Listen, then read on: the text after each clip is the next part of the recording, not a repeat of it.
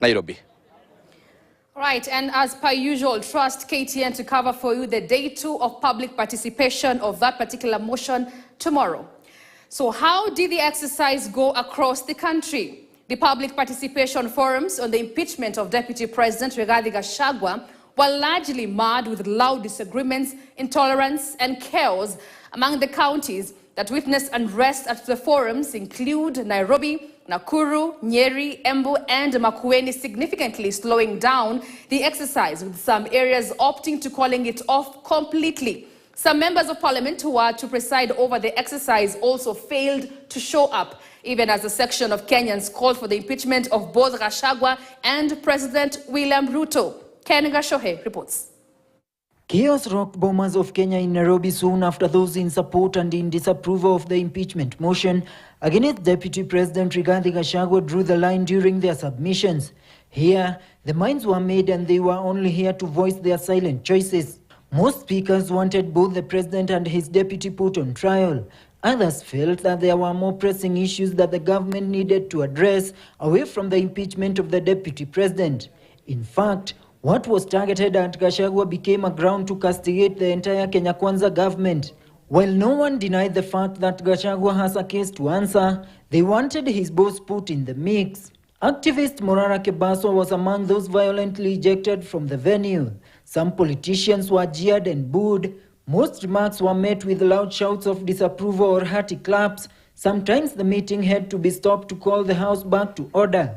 In Nakuru County, the exercise kicked off smoothly before the venue was invaded.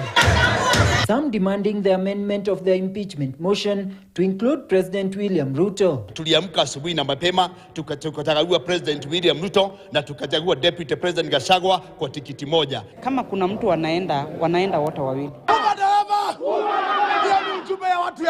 The chaos forced parliament officers to suspend the exercise for hours as demonstrations rocked the streets of Nakuru.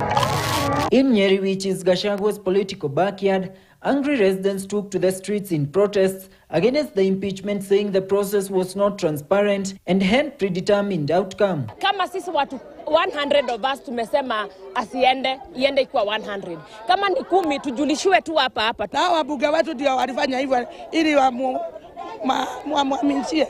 Sisi hatutaki hiyo. Manyata MP Gitonga Mukonji intervened and led the attendees in mock voting through acclamation. Wangapi ambao wa support impeachment ya Deputy President of the Republic of Kenya? Similar chaos were witnessed in the counties of Kiambu, Nyandarua and Makueni as Kenyans questioned the transparency of the process. Wangu mimi sijaona kama imeenda vizuri kwa sababu Kiambu County we are registered voters more than 1.2 million.